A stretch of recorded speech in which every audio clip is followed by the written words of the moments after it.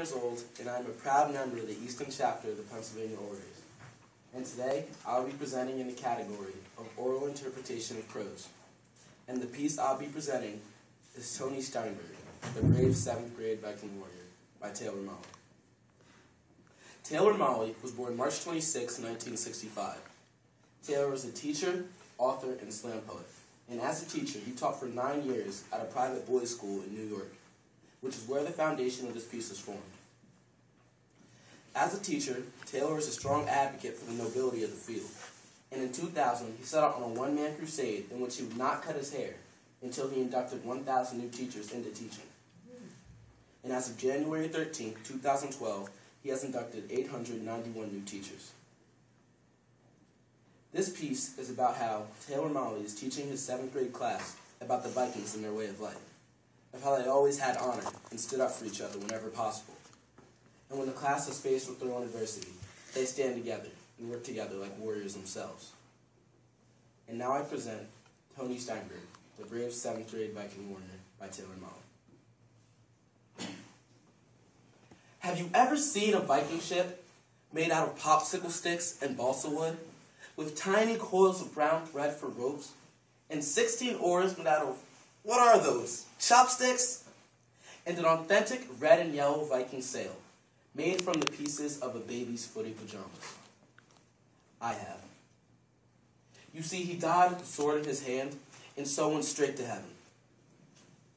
The Vikings sometimes buried their bravest warriors in ships, or set them adrift and on fire, a floating island of flames, the soul of the brave warrior rising slowly with the smoke.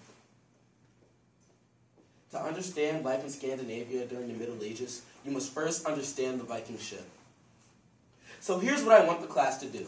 I want you all to build me one miniature Viking ship. You can use whatever material you want, and you have 6 weeks to complete the assignment. But you must work together, like warriors. You see, these projects are what I'm known for as a history teacher, like the Greek Shield Project, or the Marshmallow Catapult Project, or the Medieval Castle Chocolate Cake.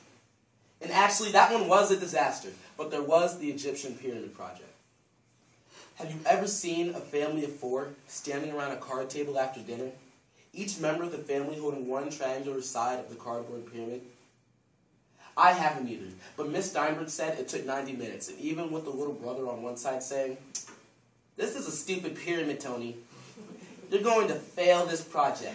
And if I get Mr. Mali next year, my pyramid's going to be so much better than this piece of—" Shut up, shut up! If you let go before the glue dries, I will disembowel you with your Xbox. Wait, no, keep holding your side. I'll kill you after the glue dries. It was the best family time they had spent together since Hanukkah. And you see, he died with a sword in his hand, and so went straight to heaven, which the Vikings call Valhalla. Mr. Mali, if that's true, that if you died with a sword in your hand, you'd go straight to heaven, then if I were like an old Viking, could I keep my sword right by my bed, so if I put like, uh-oh, I might die of old age, I could just reach out and grab it and still go to heaven? If I were a Viking god, I don't think I would fall for that. But if I were an old Viking, that's exactly what I would do. You're a genius. Tony Steinberg had been missing from school for 2 months before we heard what was wrong. And the 12 boys left whispered the name of the disease as if you could catch it from just saying it. We'd been warned. The head of the school had come to class and said Tony was going to try to come to school on Friday. But he's had a rough time. And the medication he's taken has made all his hair fall out. And he's a little bit shy about it. So nobody stared, nobody pointed, and nobody laughed.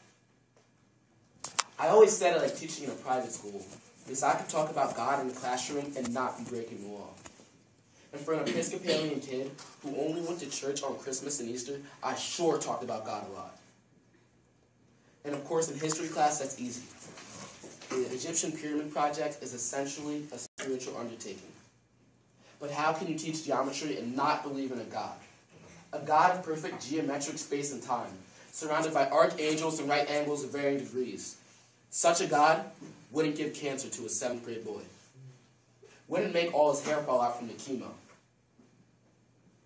Totally bald and in a jacket and tie on Friday morning, And I don't just mean Tony Steinberg. Not one single boy in my class had hair that day.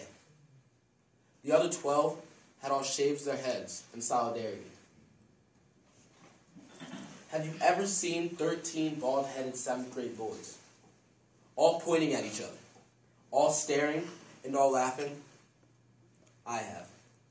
And it's a beautiful sight, and almost as striking as 12 boys 6 weeks later, outside the church after Tony's memorial service, holding hands, surrounding the smoldering remains of the class's miniature Viking ship.